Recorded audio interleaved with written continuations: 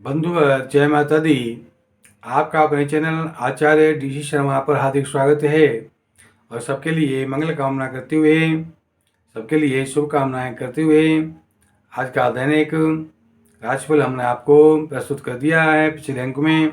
अब आप कोई इस अंक में हम एक रोचक विषय लेकर आपके साथ उपस्थित हो रहे हैं और ये विषय है रंगभनी एकादशी, रंगभनी जो है आंवला एकादशी के व्रत महापर्व की, पावन पर्व की जो आपको विधि विधान महत्व बताएंगे। किस प्रकार से आप उसमें जो है आंवला एकादशी का व्रत करके पूजन करके आप सुखदायक परिणाम प्राप्त करेंगे। इस प्रकार से बात करते हैं रंगभरनी एकादशी। इस बार हर बार ये एकादशी फाल्गुन मास में प्राप्त होती है। फाल्गुन मास के शुक्ल पक्ष की जो 11वीं तिथि होती है वो रंगभरनी या आंवले की एकादशी के नाम से जानी जाती है। इस एकादशी का बहुत ही विशेष महत्व होता है, विशेष परिणाम सुखदायक परिणाम प्राप्त होता है इससे करने से। भगवान ने स्वयं ये कहा है कि मैं तिथियों में एकादशी हूँ और फलों में आंवला हूँ। तो इस प्रकार से ये आंवले एकादशी इसलिए विशेष महत्वपूर्ण है कि इसमें आंवले की पूजा होती है, आंवले का भोग होता है, आंवले का प्रसाद होता है। आंवला सेवन करने से ये आंवला जो है धरती पर रसायन कहा गया है। जो इस प्रकार से ये आंवला रसायन है, रसायन का उपयोग करने से जो शरीर ठीक रहता है, मन वाणी और जो है पेट के जो विकारों से राहत मिलती है। इस प्रकार से आंवले का प्रयोग अनेक प्रकार से लाभदायक होता है, आँखों के लिए विशेष करके लाभदायक होता है। इस प्रकार से बुद्धि के लिए भी मानसिक रूप से जो है विशेष सुखदायक होता है। तो इस प्रकार से बात करते हैं ये रंगभरनी एकादशी भी कही जाती है। यहाँ से भगवान भोलेनाथ की काशी नगरी में जो है उत्सव, होली का उत्सव प्रारंभ होता है और ब्रज में जो होली का उत्सव प्रारंभ होता है वो फिलोरा द्वज से या होलाष्टक वाले दिन से, अष्टमी से प्रारंभ होता है या द्वज से जो जिसको फिलोरा ध्वज कहते हैं वहाँ से प्रारंभ होता है। और काशी नगरी में भगवान भोलेनाथ की नगरी में जिसको वाराणसी कहते हैं, तो वाराणसी में जो रंगों का पर्व शुरू होता है वो होता है रंगभरनी एकादशी के दिन से। तो ये 6 दिन का पर्व होता है। यहाँ पर बहुत ही शुभदायक स्थिति होती है और जो है सब तरफ गुलाल अबीर आदि के जो है उड़ते हुए अंबार बादल से दिखाई देते हैं। तो इस प्रकार से सब लोग अपने पूर्व भगवान की भक्ति की मस्ती में झूमते हुए जो है एक दूसरे पर जो है समाज पर रंग बिखेरते हुए, रंग उड़ाते हुए, गुलाल उड़ाते हुए दिखाई देते हैं। और यहाँ पर भगवान भी इस समय उसी जो है रंगों से जो है सज्जित होते हैं, रंगों से सुसज्जित होकर के और रंग ही इन पर चढ़ाए जाते हैं। जो है गुलाल आदि चढ़ा करके लोग अर्चना पूजा करते हैं। इस प्रकार से, जिस प्रकार आंवले की एकादशी इसको कहते हैं और रंगभरनी एकादशी भी कहते हैं। तो ये जो है दोनों एक ही बात है, दोनों जो है सुखदायक स्थिति एक एकादशी को भी प्राप्त हो रहे हैं। इस बार ये एकादशी हमको 10 मार्च सन 2025 दिन सोमवार को ये एकादशी प्राप्त हो रही है। इस एकादशी को सभी के द्वारा इस पावन पर्व को एक साथ मनाया जाना है। इस समय इस बार 2 एकादशी का योग नहीं है। इस प्रकार से इस एकादशी पर बताया जाता है कि भगवान भोलेनाथ का जो विवाह हुआ था शिवरात्रि के दिन, और आज इसके बाद में ये 15 दिन बाद अपनी जो है ससुराल में जो वाराणसी में काशी नगरी में या अपनी पत्नी माँ जननी जो के साथ में, गौरी के साथ में आते हैं ससुराल में होली खेलने के लिए। इस प्रकार से इनका जो है भव्य स्वागत यहाँ पर किया जाता है। ऐसा और जो है तो गुलाल अबीर आदि से रंगों से इनको जो है सराबोर किया जाता है। ये विवाह जो है होली का जैसा होली का पावन पर्व मनाने के लिए भगवान भोलेनाथ अपने ससुराल में 6 दिन रुकते हैं। इस प्रकार से 7वें 8वें दिन वहाँ से जो है विदा लेते हैं। तो इस प्रकार से गुलाल अबीर से लोग भगवान के साथ में जो है होली खेलते हैं। भगवान जो है माँ पार्वती के साथ में आते हैं। सभी काशीवासी वाराणसी के सभी जो है भक्तजन इनका स्वागत करते हैं। इस प्रकार से भाव विश्वास की ये नगरी है। वैसे तो साल भर यहाँ पर हम इसी तरह से जो गुलाल अबीर का प्रयोग होता रहता है। लोग अपनी भक्ति और की मस्ती में जो गुलाल अबीर से भगवान की पूजा विशेष रूप से आज के दिन करते हैं। इस बार से आज के दिन माँ पार्वती के जो है साथ में गुलाल अबीर जो है डाल करके उनको गुलाल अबीर से सज्जित किया जाता है। विशेष आराधना की जाती है। भगवान शंकर और माता पार्वती की पूजा के साथ साथ यहाँ पर भगवान विष्णु को भी ध्यान किया जाता है। उनको भी रंग लगाया जाता है। सरस्वतियों के भगवान भोलेनाथ भगवान विष्णु की पूजा से विशेष प्रसन्न होते हैं। तो फागुन शुक्ल एकादशी को काशी की नगरी में रंग भरी एकादशी कही जाती है। इस दिन बाबा विश्वनाथ का रंगों से गुलाल आदि से अबीर से विशेष श्रृंगार होता है। और इस प्रकार से होली का पावन पर्वकाल प्रारंभ होता है। ये पर्वकाल 6 दिन चलता है। तो इस दिन शिव पार्वती विवाह के बाद पहली बार काशी आए हैं। महादेव ने माता पार्वती के गुलाल अर्पित किया है और अपने जो है ससुराल वालों से होली खेलने आए हैं। और ससुराल वाले, काशी वाले, वाराणसी वाले भी जो है भक्तजन भगवान से गुलाल अबीर उड़ाते हुए, उनके ऊपर छिड़कते हुए, उनको गुलाल अबीर लगाते हुए, उनसे जो है खुशियाँ मनाते हुए जो भगवान की आराधना पूजा करते हैं। प्रसन्नता पूर्वक उनके साथ में भक्ति भाव अर्पित करते हैं। इस दिन वाराणसी में रंग खेलने का सिलसिला यहाँ से शुरू होता है। फिर आपस में लोग अपने एक दूसरे के लिए गुलाल रंग का प्रयोग करते हैं। और ये 6 दिन तक इसी प्रकार से रंगों का त्यौहार, रंगों का उत्सव, रंगों का पर्व जो है वहाँ पर चलता है। एक दूसरे से मिलन की संभावना, होली मिलन होता है। एक दूसरे से प्रेम से मिलते हैं, रंग गुलाल लगाते हैं। इस प्रकार से होलाष्टक जो बताए गए हैं यहाँ पर 6 दिन के होते हैं। इस प्रकार से होलाष्टक का पर्व शुरू होता है। तो ये रंग भरी एकादशी से शुरू होता है। और इस प्रकार से प्रतिपदा चैत्र मास की कृष्ण पक्ष की प्रतिपदा तक ये चलता है। प्रतिपदा दिन वाले जो पूरे जो है समाज में, पूरे देश में जो है सभी हिंदू सनातनी लोगों में ये व्रत पर्व ये मनाया जाता है। रंग का पर्व मनाया जाता है। तो वहाँ जो है इसका जो काशी नगरी के जो है वहाँ पर समापन होता है। ब्रज में जो अकेली जाती हो रही इसका भी समापन उसी दिन होता है। तो इस प्रकार से तमाम जो है इनको भगवान को आराधना करके अपनी जो है मनोकामना भक्त लोग पूरी करते हैं। भगवान से अपनी मनोकामना पूरी करने की प्रार्थना करते हैं। इस प्रकार से रंगभरी एकादशी 10 मार्च को मना करके थोड़ा व्रत का नियम का पालन करके भगवान की पूजा अर्चना करके शुभदायक अपना प्रणाम, शुभदायक आशीर्वाद अपने लिए प्राप्त करेंगे। इस प्रकार से अब बात करते हैं कि आप अपने जीवन में सभी प्राणियों के लिए सद्भावना रखते हुए सभी व्यक्तियों से सद्भावपूर्वक अगर इस समय मिलते हैं तो आपके लिए ये शुभदायक आशीर्वाद भगवान का प्राप्त होगा। इस प्रकार से आनंद और आपको मंगल आपके जीवन में बना रहे, इसके लिए आप भगवान से इस समय गुलाल अबीर अर्पण करके उनसे प्रार्थना कर सकते हैं और प्रार्थना आपकी फलीभूत होगी। ऐसा जो है इस समय भगवान जो है अवगढ़ वरदानी सबको जो है शुभ वरदान देने वाले भगवान की पूजा अर्चना व्यर्थ हो ही नहीं सकती। पूजा अर्चना निश्चय ही शुभदायक होगी, सफलतादायक होगी, जीवन में आनंददायक होगी, प्रसन्नता बढ़ाएगी।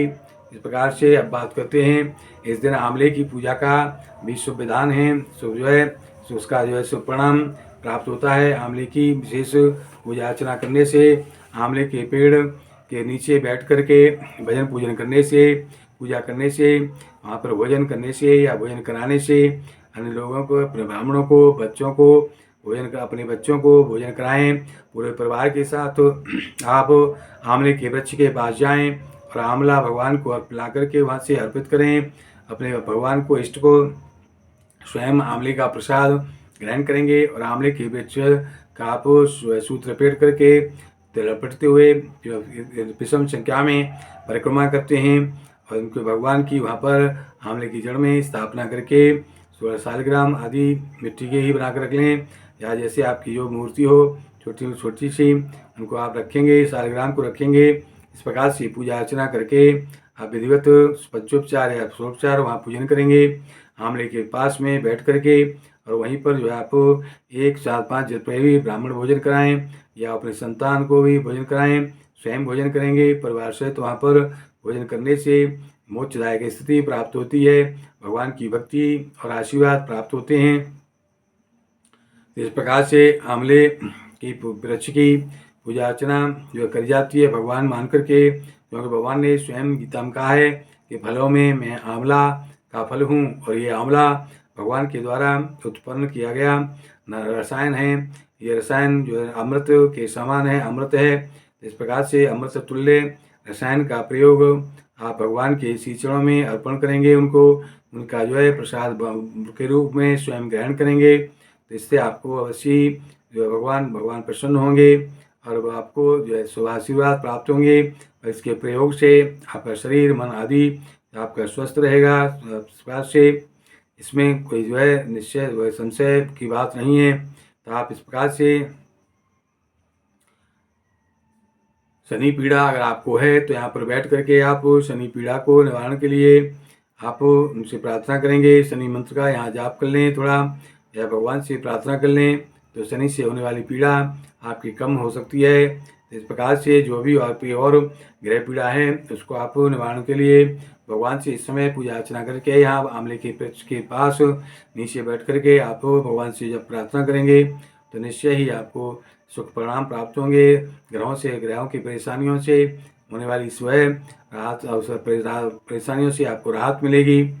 इस प्रकार से इस एकादशी पर आंवले के वृक्ष की पूजा करना शुभदायक होता है। आंवले का विशेष तरीके से प्रयोग करना शुभदायक होता है। आंवले का दान गौ दान के समान ही फलदायक होता है। आंवले का सेवन और दान करना शुभदायक होता है। यहाँ पर आप अपनी गरीबी को, अपनी जो है दुर्धरता को दूर करने के लिए कनकधारा स्तोत्र का भी आप पाठ कर सकते हैं, या जो है लक्ष्मी के किसी भी स्तोत्र का या लक्ष्मी चालीसा का पाठ करके दुखदायक से अपने जो है छुटकारा पा सकते हैं। और दुखदायक से संबंधित भगवान भोलेनाथ के दयान स्तोत्र का भी आप यहाँ पर पाठ कर सकते हैं। और इस प्रकार से आप भगवान विष्णु की आप जो है सहस्र नाम का या जो है विष्णु सहस्र नाम का पाठ करके अपनी जो है दुखदायक से मुक्ति पा सकते हैं। इस प्रकार से आप आंवले का वृक्ष अगर लगाएं, उसमें जल डालें, उसकी जो है देखभाल करें, आंवले का वृक्ष लगाएं तो आज के दिन तो बहुत ही भगवान की कृपा आपको प्राप्त होगी। वृक्ष पर फूल धूप दीप अर्पण करें चरणों में, वृक्ष के नीचे। इस प्रकार से एक दीपक जलाएं वृक्ष के नीचे, और इस प्रकार से उनसे प्रार्थना करेंगे। वृक्ष की जो है 9 या 27 परिक्रमा करेंगे क्लॉकवाइज। ऐसा करने से शुभदायक परिणाम प्राप्त होंगे। सुख सौभाग्य और सेहत की प्राप्ति के लिए प्रार्थना करेंगे, आशीर्वाद उनका प्राप्त करेंगे। इस प्रकार से आप आंवले का पौधा लगाकर भी भगवान को प्रसन्न करेंगे। और गाय को ब्राह्मण को भोजन कराने के बाद में आप यहाँ पर अपना स्वयं परिवार सहित भोजन करेंगे तो और भी शुभदायक स्थिति आपको प्राप्त होगी। इस प्रकार से धन संबंधी समस्याओं को दूर करने के लिए, निजात पाने के लिए आप यहाँ पर विवाह की, सेहत की समस्याओं से निजात पाने के लिए, दूर करने के लिए आप आंवले के वृक्ष के नीचे भगवान की स्थापना करके जो पूजा अर्चना करेंगे, उनकी जो है उनसे प्रार्थना करेंगे, शुभदायक आपको फल प्राप्त होंगे। इस प्रकार से एकादशी का इस व्रत रखें। व्रत का जो है प्रातः आप जो है प्रातः होते ही स्नान दान से व्रत होकर के भगवान की इस एकादशी के व्रत को रखने का संकल्प करेंगे।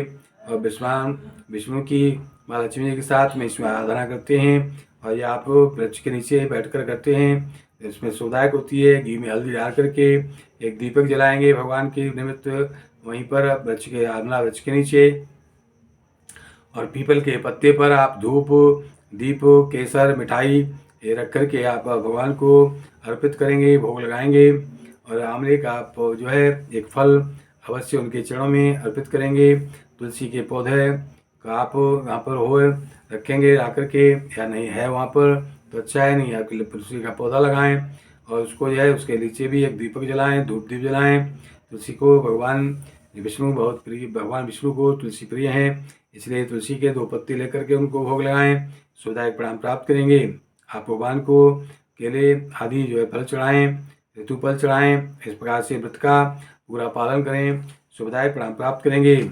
अब बात करते हैं एकादशी के व्रत में। एकादशी की व्रत की कथा सुनना बहुत आवश्यक होता है। कथा सुनकर के व्रत के अपने पूरे फल को प्राप्त करें, पूरे परिणाम को अपने जगह अपने लिए शुभदायक बनाएं।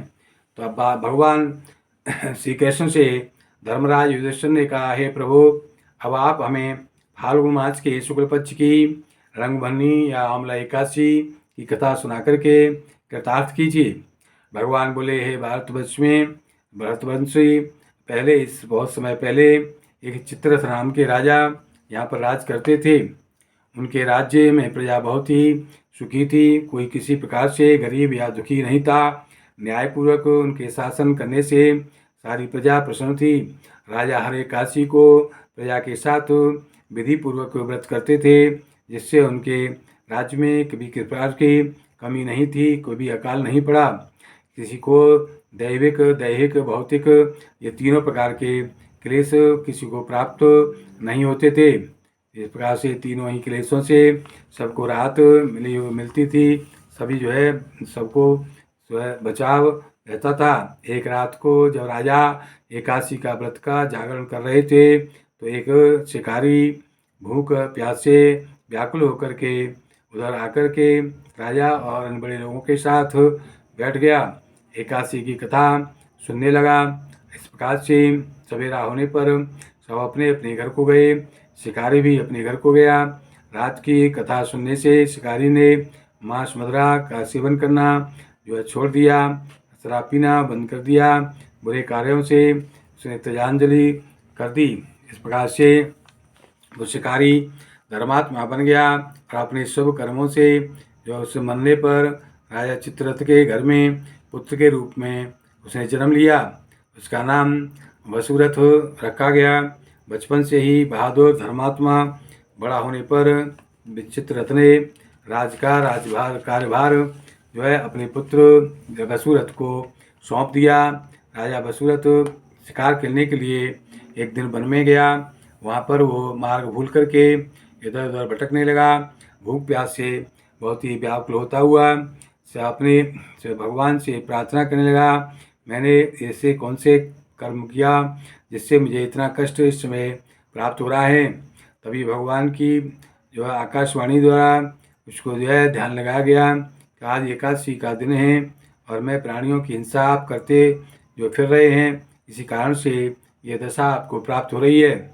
राजा वसुरथ ने भगवान से क्षमा मांगी, प्रार्थना करी, मैं अभी किसी प्रकार किसी भी जीव को नहीं सताऊंगा, उसकी हत्या नहीं करूंगा, हिंसा नहीं करूंगा और शिकार भी नहीं खेलूंगा, नीचता से दूर रहूंगा, धर्म का आचरण करूंगा, राज्य की प्रजा को धर्म के मार्ग पर चलाऊंगा। ऐसी प्रार्थना करने पर वो उस भगवान की कृपा प्राप्त हुई और कुछ दूर आगे बढ़ने पर उसने देखा कि एक पास में झरना है। झरना पर वहाँ जाकर उसने अपनी प्यास बुझाई और पेड़ की छाया में सो गया। थकावट से उसको गहरी नींद आई।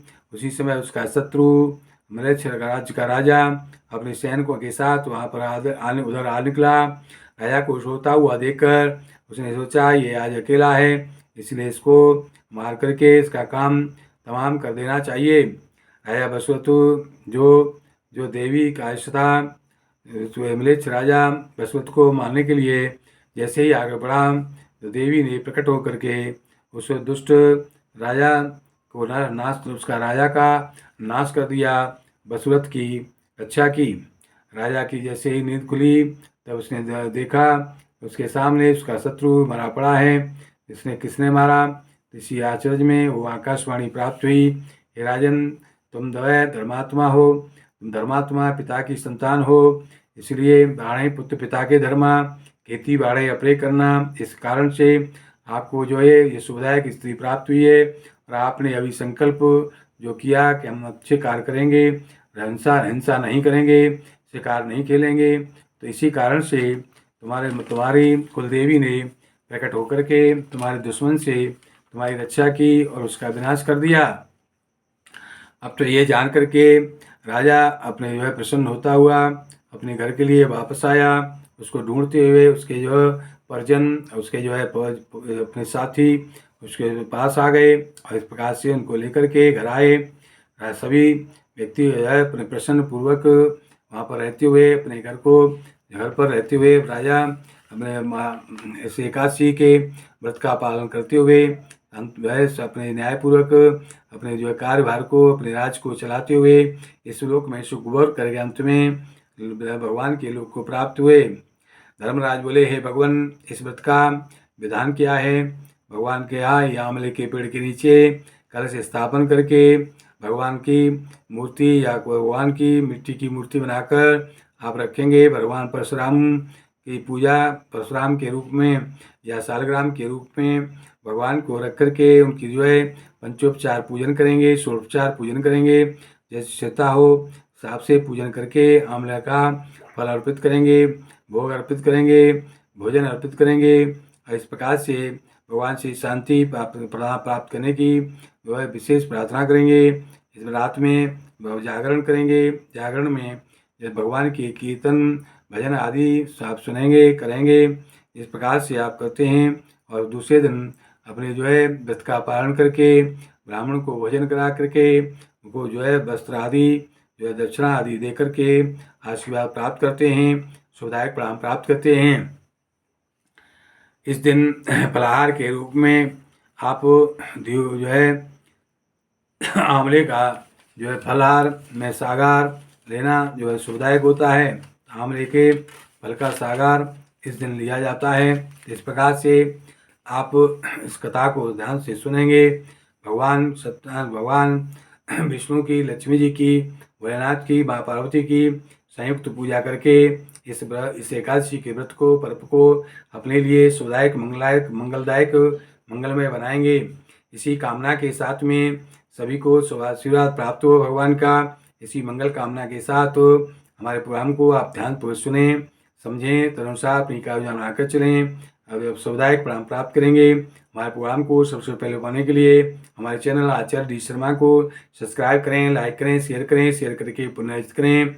और किसी भी प्रकार की जो समस्या के समाधान के लिए हमारा फ़ोन नंबर 9368559780 नोट करेंगे। पुनः सबके लिए मंगल कामना करते हुए एकादशी पर्व की बहुत बहुत शुभकामनाएं देते हुए रंगभरनी एकादशी, आंवला एकादशी का आप व्रत का नियम का पालन करें, भगवान का आशीर्वाद प्राप्त करें।